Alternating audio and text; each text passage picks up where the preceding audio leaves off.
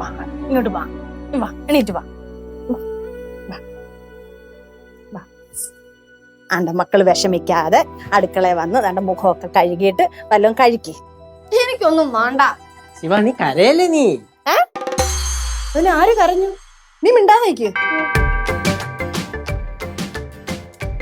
മക്കൾക്ക് വിഷമായോ? അതെ, മക്കൾക്ക് അത്രയ്ക്ക് കമ്പമായിരുന്നു സിനിമയിൽ അഭിനയിക്കാൻ. അങ്ങനല്ല അമ്മൂമ്മ. അതായത് ഇതിപ്പോ ഞാൻ വേണമെന്ന് വെച്ചിട്ട് ഓഡീഷന് പോയതൊന്നും അല്ലല്ലോ. ചുമ്മാ എന്റെ ഫ്രണ്ടിന്റെ കൂടെ പോയതല്ലേ. അവിടെ ചെന്ന് ഓഡീഷനൊക്കെ അറ്റൻഡ് ചെയ്ത് കഴിഞ്ഞപ്പോഴത്തേക്കും എന്തോ ചെയ്യാൻ പറ്റുന്ന ഒരു കോൺഫിഡൻസ് തോന്നി. അത്രേ ഉള്ളൂ, വേറെ ഒന്നുമില്ല. அம்மா பாவம் அம்மா, கொஞ்சம் நடிக்க விடுங்கம்மா. അത് തന്നെ അമ്മൂമ്മേ, ഈ കഴിവുള്ള പിള്ളേരൊക്കെ സപ്പോർട്ട് ചെയ്യണ്ടേ നമ്മള്? ആ നമ്മമാരെ ചുറ്റു പോണെങ്കിൽ പോട്ട്. മോക്ക് അത്രയ്ക്ക് ഇഷ്ടമാണോ അഭിനയിക്കാൻ? അങ്ങനെയാണെങ്കിൽ പോയി അഭിനയിച്ചു. ചുമ്മാ അല്ല, കാര്യമായിട്ട് പറഞ്ഞതാ. പക്ഷേ പരീക്ഷ കഴിഞ്ഞ് മാർക്ക് വരുമ്പം നേരത്തെ ഉള്ള മാർക്കിനെക്കാട്ടി കൂടുതൽ വാങ്ങിക്കണം. അമ്മൂമ്മ ഞാൻ വേണമെങ്കിൽ 100-ൽ 102 വാങ്ങും അമ്മൂമ്മക്ക് വേണ്ടിട്ട്. വേണ്ട, 100-ൽ 100 വാങ്ങാൻ പോരെ. കാര്യമായിട്ടല്ലേ പറഞ്ഞേ? കാര്യമായിട്ട് പറഞ്ഞു. എന്റെ ചക്കരേ, ഇത്ര നേരം ഉത്തരത്തിന് വേണ്ടിട്ട് ഞാൻ കാത്തിരുന്നേ. ഒക്കെ തന്നെ. പക്ഷെ ഒരു കാര്യം, നല്ല കാശ് വാങ്ങിക്കണം.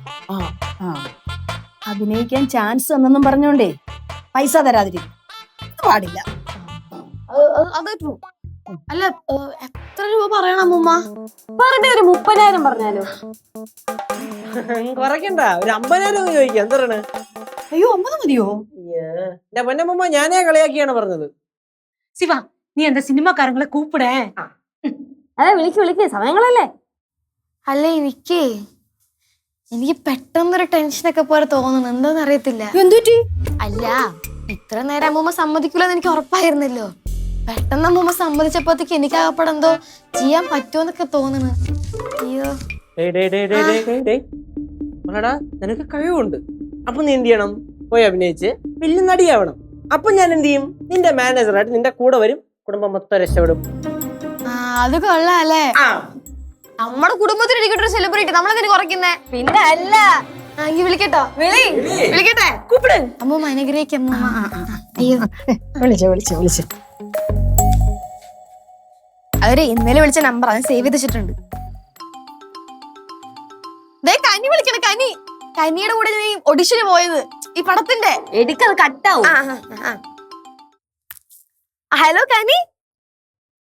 நான் உன்னை கால் பண்ண வெயிட் பண்ணிட்டு இருந்தேன். இப்பதான் என் ஃபேமிலி ஒத்துக்கிட்டேன். ஆமா, அம்மா ஓகே சொல்லாச்சு.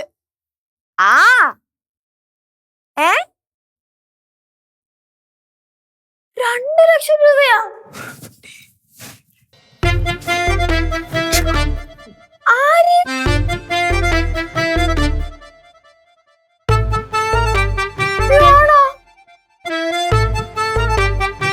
എടേ, ഉറപ്പ് തന്നെ?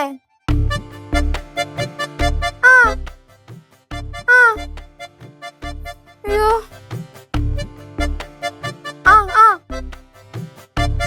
ദൈവമേ. ശരി, മുടങ്ങി അല്ലേ?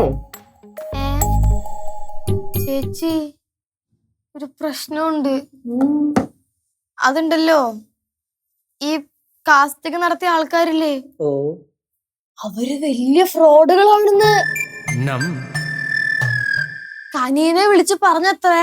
എന്നെ അഭിനയിപ്പിക്കണമെങ്കിൽ 2 ലക്ഷം രൂപ കൊടുക്കണം അങ്ങോട്ടേക്ക്. സൂപ്പർ. ആ കനി പറഞ്ഞു അങ്ങനെ പൈസ ഒന്നും കൊടുക്കാൻ പറ്റൂല. അത് മാത്രല്ല, ഇവരിതിന് മുന്നേയും ഇതേപോലെ കുറെ ഓഡീഷനൊക്കെ വെച്ചിട്ട് കുറെ പിള്ളേരൊക്കെ ചാൻസ് കൊടുക്കാന്ന് പറഞ്ഞിട്ട് അവരുടെ നിന്ന് പൈസ ഒക്കെ വാങ്ങിയിട്ട് മുങ്ങിയിട്ടുണ്ട് അത്രേ. കനിയുടെ ഏതോ ഫ്രണ്ടിനെ ഇതേപോലെ പറ്റിച്ചിട്ടുണ്ടെന്നാണ് അപ്പൊ അവൾ വിളിച്ചു പറഞ്ഞത്. ഇപ്പൊ അവരാണെങ്കിൽ വിളിച്ചിട്ട് ഫോൺ എടുക്കുന്നില്ലാന്ന്. എന്റെ ദൈവമേ, ഞാനെങ്ങാനും പോയിരുന്നെങ്കിൽ. പോയി.